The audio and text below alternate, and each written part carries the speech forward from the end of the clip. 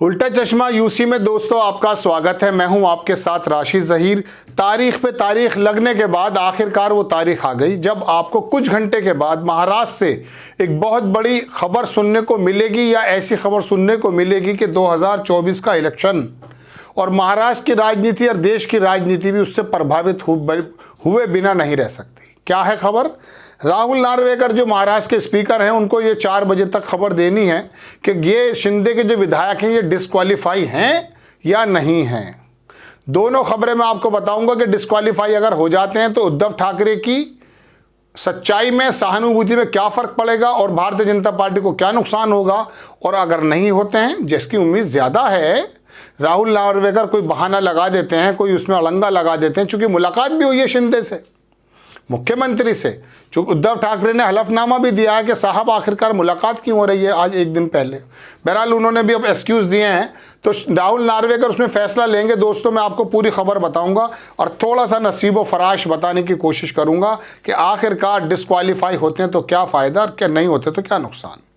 आप देखें, अखबार छापता कि शिंदे सरकार रहेगी या जाएगी, महाराष्ट्र की राजनीति में क्या नया तूफान आने वाला है।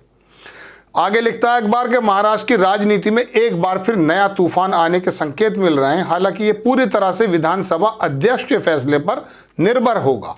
दरअसल शिवसेना विधायक अयोग्यता मामले में फैसले की तारीख तय हो गई है। 10 जनवरी यानी कि आज कुछ घंटे के बाद शाम को 4 बजे इस पर फैसला आना तय हो गया है। महाराष्ट्र के साथ ही पूरे देश की इस पर नज़र है।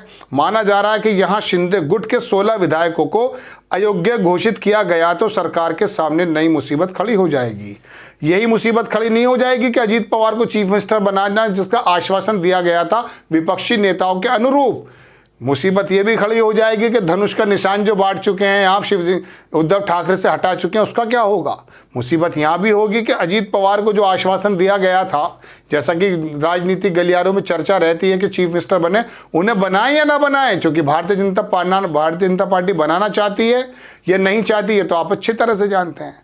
पूरी स्थिति दर्शकों ये है कि राहुल नार्वेकर जो बार बार किसी प्रकार का बहाना लगा रहे थे, एक बार तो ये कहा कि साहब 2.5 लाख पेजेस हैं, पढ़ने पड़ेंगे। सुप्रीम कोर्ट ने डांट लगाते हुए, फटकार लगाते हुए, जो भी शब्द आप इस्तेमाल करना चाहें, उसको कहा कि आखिरकार आपको देना पड़ेगा। 31 दिसंबर की बात थी, लेकिन अब 10 जनवरी की बात तय हो गई है।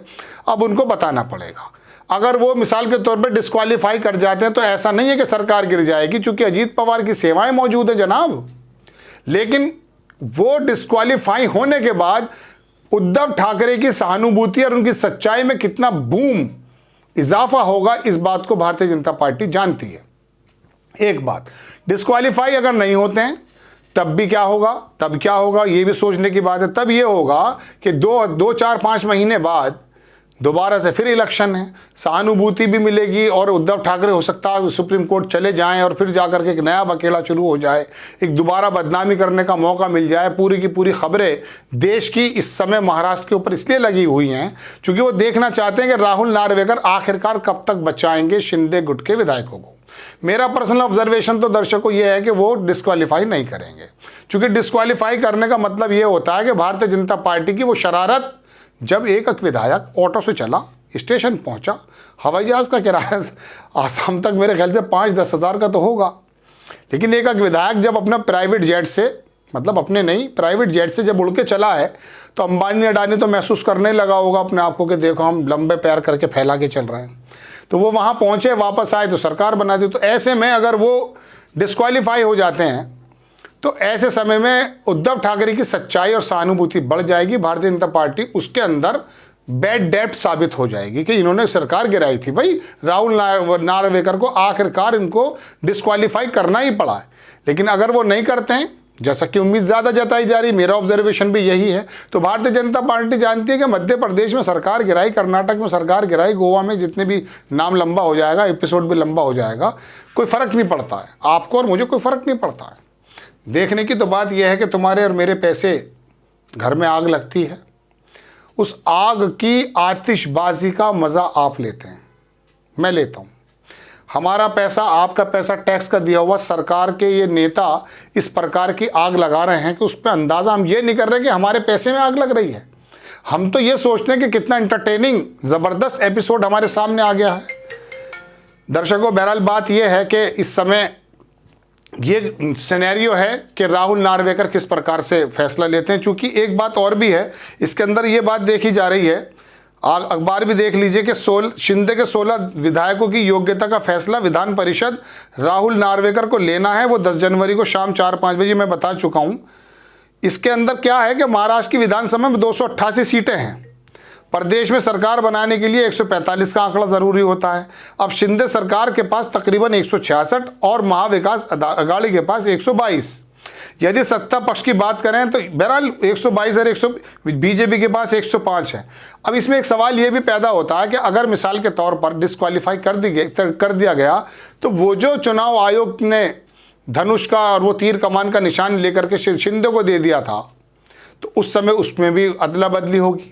और खाली वही नहीं होगी, अजीत पवार जो अपने चाचा जी से लड़कर के घड़ी पर जो है अपना हक जता रहे हैं, और ये इस पर भी उन्हें चुनाव आयोग को सामना करना पड़ जाएगा। तो सुप्रीम कोर्ट की एक लताड़ से, एक हुक्म से नार्वेकर जी को फैसला तो करना पड़ ही रहा है, लेकिन उसका असर 2024 की राजनीति पे भी है, चुनाव पर भी है, चुनाव आयोग पर भी है, अजीत पवार की राजनीति पर भी है और शिंदे की राजनीति पर भी है। 2-4 घंटे दोस्तों बहुत इंपॉर्टेंट हैं, क्योंकि इसकी वजह यह है कि राहुल नार्वेकर पर पूरे देश की नज़र है और देखना यह होगा कि किस प्रकार से वो ढिठाई से फैसला करते हैं भारतीय जनता पार्टी के पक्ष में, यानी कि शिंदे सरकार के पक्ष में, या फिर वो कानून का तकाजा जिस प्रकार से संविधान बताता है कि विधायकों को अधिकारी नहीं है विहिप जारी करने का, वो तो पार्टी करती है, या विधायकों ने कर दिया था जब भी तो पार्टी टूटी थी। तो ये एक स्थिति सामने है। इसके अंदर इसमें कोई दो राय नहीं है कि सरकार पे कोई असर पड़े ना पड़े, लेकिन भारतीय जनता पार्टी, उद्धव ठाकरे, शिवसेना, अजीत पवार, इनकी पार्टीज की पर्सनैलिटी पर कोई ना कोई फर्क जरूर पड़ने वाला है, जो अभी 2-4-6 महीने में इलेक्शन जब होंगे उसमें वो काम आएगा। आपको खबर कैसी लगी अपनी राय कमेंट्स बॉक्स में ज़रूर दीजिएगा। चैनल को सब्सक्राइब कीजिएगा, शेयर कीजिएगा। नेक्स्ट टाइम मैं किसी खबर के साथ हाजिर होता हूँ। जय हिंद।